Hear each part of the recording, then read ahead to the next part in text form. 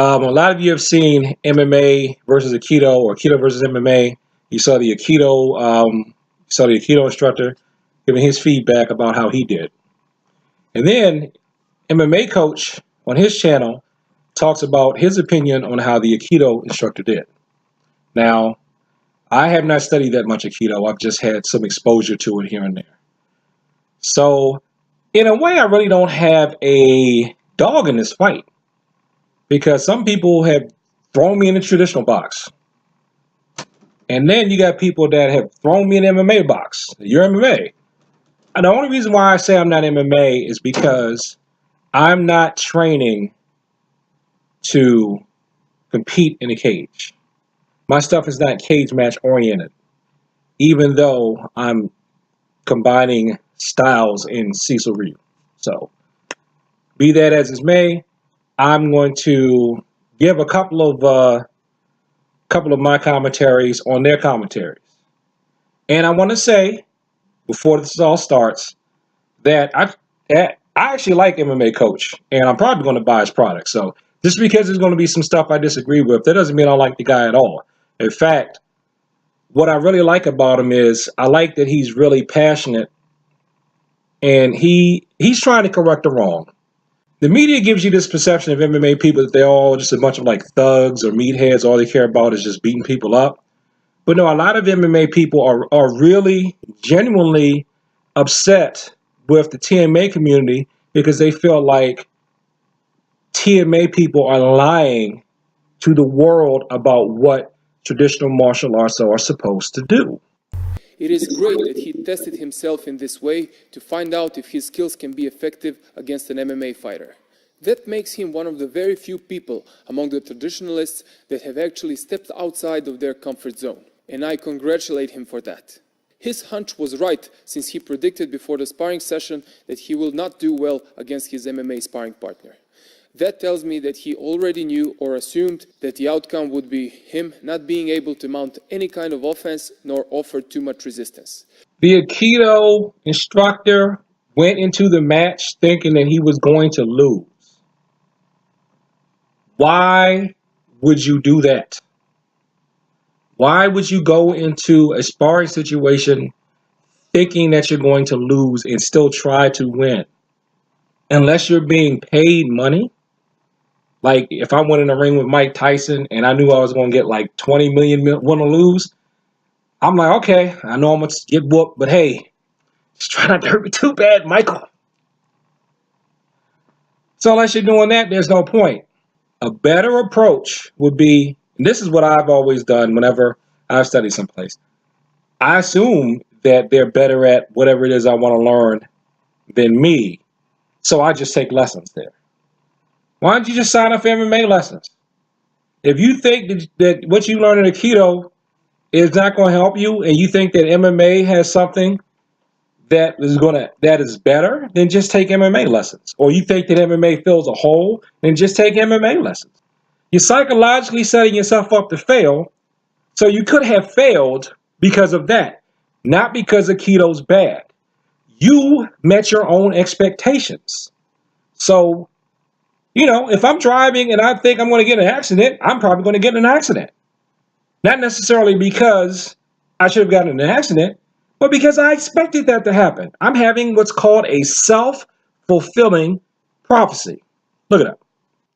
In general, I think the message is clear. It's obvious that Aikido is not meant for this situation, or it should be practiced in a different way. Yes. Aikido is most likely not meant for cage fighting, because if it was, it would be called cage fighting, or it would be cage fighting Aikido, which is not a shocker that Aikido would not work in a cage fighting situation. What is Aikido meant for then? And in what way should it be practiced in order for it to be effective? I really like Ueshiba in terms of his philosophy. I've read a lot of his work, and I like the way he thinks or thought. He's passed. So, Aikido is for self-defense and I would say it's for resolving conflicts physically. It's for resolving a physical conflict. Now, Judo I can't talk about, even though I've only got a showdown in that, But I do understand the concepts of off balancing, fitting in, and throwing. But the main thing is off balancing. If the person attacking you gives you that force, you take the force and redirect it. Okay? That's what Kazushi is. That's what off balancing is. If you're fighting somebody in a cage match, they're not tentatively really trying to give you their force. They're not trying to just outright destroy you, come at you like a bull. They're thinking, they're strategically planning. So they're not going to attack the same way that somebody actually does when they're really furious at you, they really want to knock their head off. We say MMA is the most realistic. To me, it may be more realistic, but it's still not the real thing because it's not the real thing, because it has rules, because it has weight classes. Now, I'm not saying that doesn't mean it's not difficult. That takes skill. That's a different walk.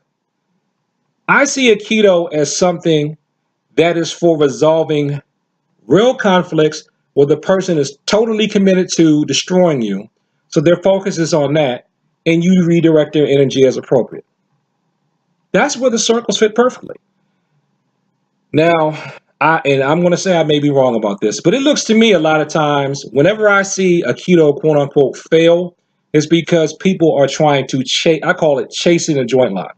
It's like you're trying to strength force this lock in. That's not going to work because you're trying to strength force it instead of letting the opportunity arise and you just blend in with the attack. That's something I learned from judo. People praise judo because they say, oh, you learn that you can't just do this throw and resisting person. Yeah, of course.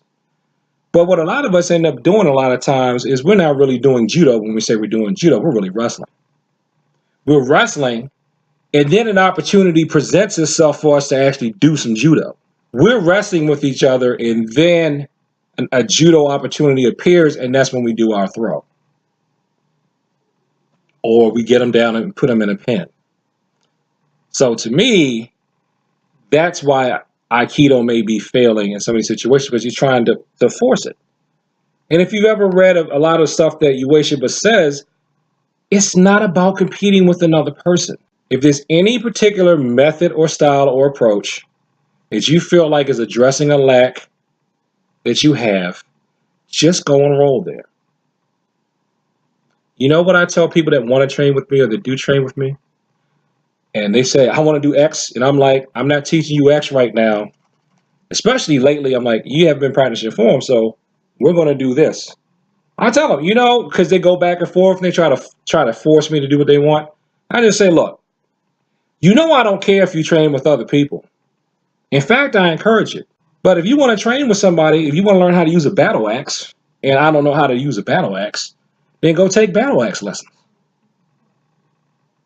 I tell people, I'm like, if there's a BJJ place that's really near you and you got your heart set on learning that, but you still want to do what I do, go. I don't care. I don't mind you taking BJJ. I don't care. When it comes time for me to grade you on what I'm grading you on, you got to do that to get rank in what I'm giving out. But I don't mind.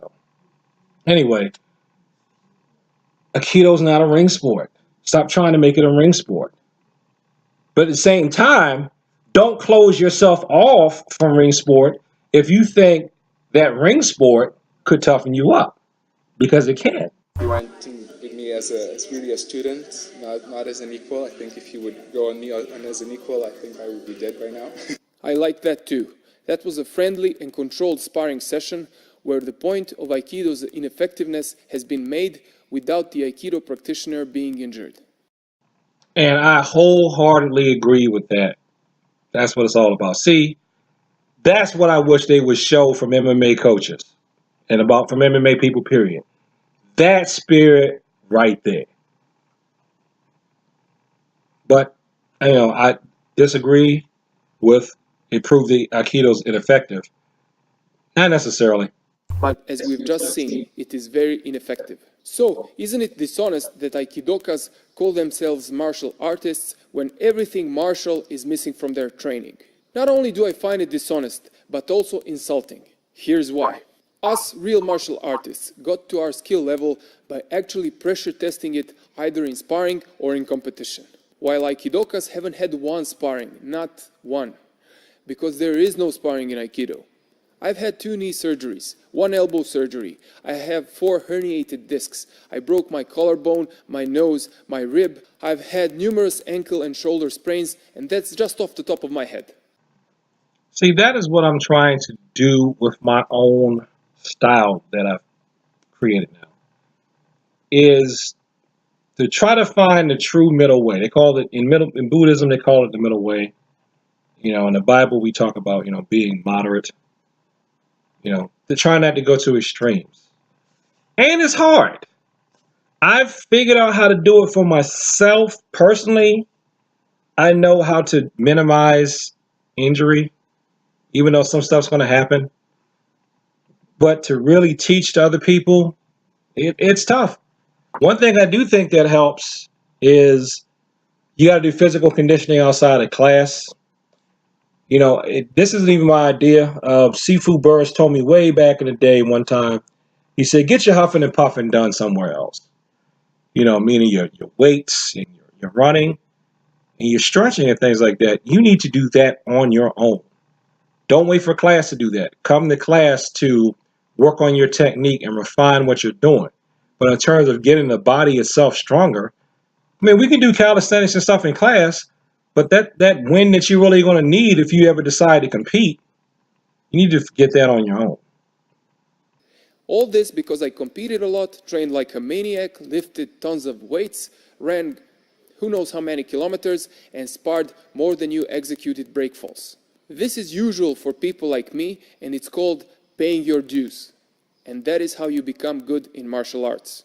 Look, the motto of my YouTube channel is train smart, then hard. And one of the reasons I created it was to help martial artists minimize the chance of injury by training smart.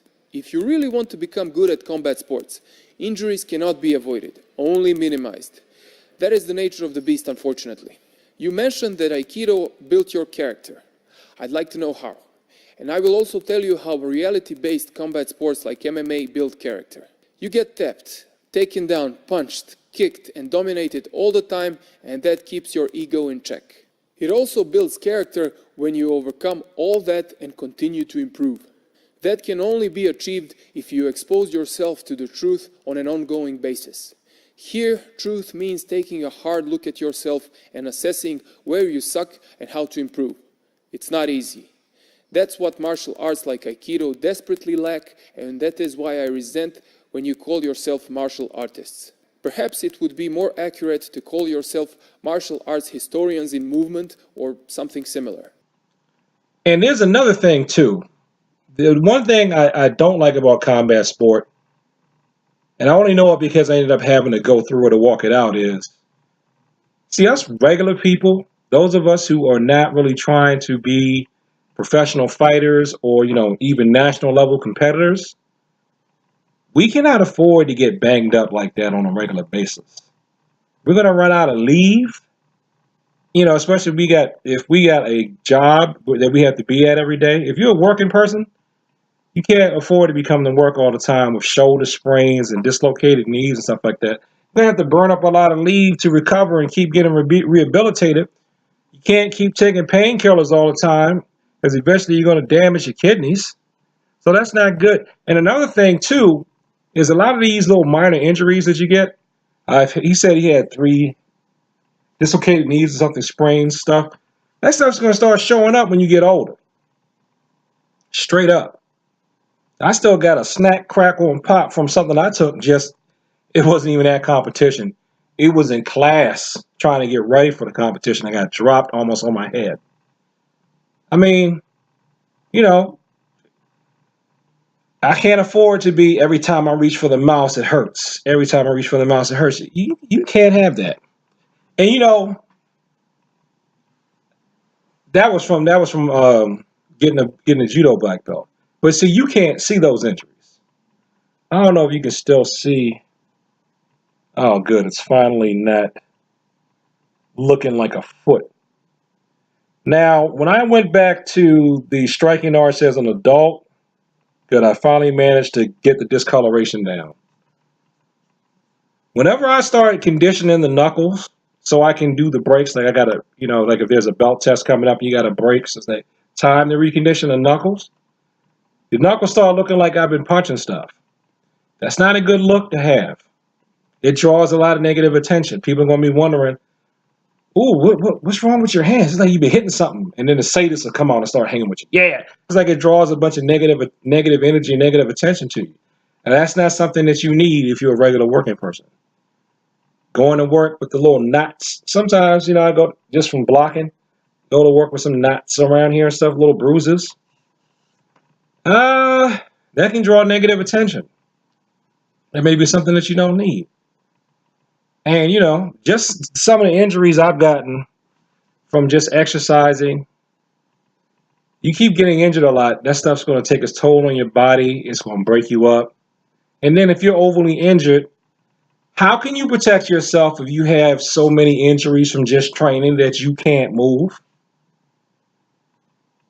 In that sense, I think your training has failed you.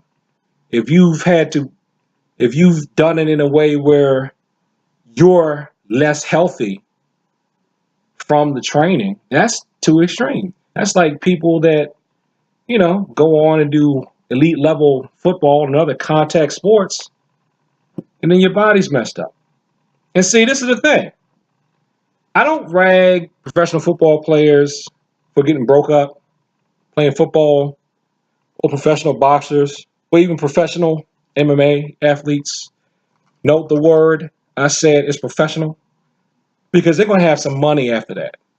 They're going to have millions of dollars, so that if they need to have their knee replaced, they can pay for it, pay for that, and metal stuff they put in the knee, they're going to be fine. The rest of us, in trying to mimic people that are on a professional level, we're going to end up being messed up, and we're not going to have millions of dollars afterwards. I guess unless we're, investing in the stock market on our own. But it's not worth it for the rest of us to get beaten to the point where we can't move and defend ourselves. I did say this in another video. How can I protect my head, even have a flinch response, if I've messed my shoulder so much from overtraining or training too hard that I can't get my arms up? I can only do this. I can't protect my head. I can't duck because I've messed my back up from taking one too many hard falls or lifting too hard. You got to do it moderately. And if Aikido can get you to defend yourself without having to bang yourself up like that, then Aikido has something to offer. That's if it can do that. I don't know. The one approach I have to try to get around it right now, I'm just calling it, let's just spread out the damage that's going to be done to the body. Meaning, because the striking arts have it, a lot of people got really bad knees, kicking.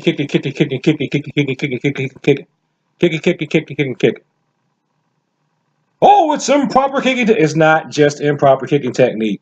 It's from the fact that you've kicked and kicked and kicked and kicked and kicked. You want to kick faster and faster, and you wore that joint out. I'm like, kick for a while, then doing something where you have to punch for a while, then do something where you have to throw for a while, then do something where you have to pin for a while, and then, forms. If you, I'm just, all banged up, then start concentrating on your forms.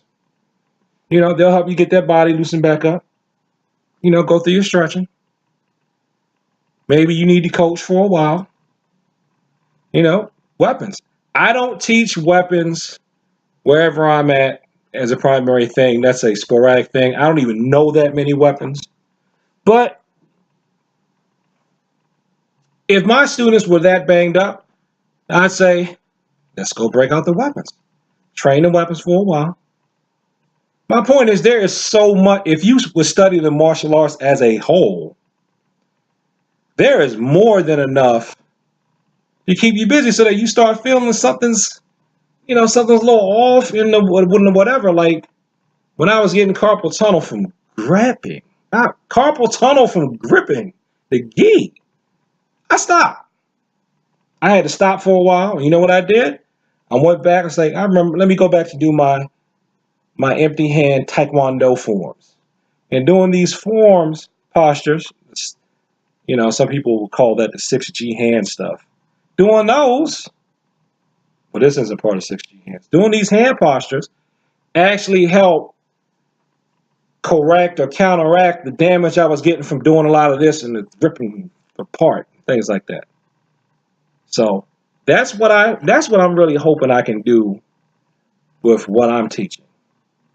Try to find a balance so you get something that's effective with very minimum hurt, pain, damage to your body, especially for those of us who are not making a living as professional fighters. So that's all I've got to say about that. And overall, like I said, I like what MMA coaches, I like what I see in his terms of his thinking. I like that. They're mad, not necessarily because, oh, they hate tradition. They're mad because they think the tradition is lying to people. But me, I'm not going to lie to you. If you want to find out more, go to cecilryu.org, cecilryu.org. Peace.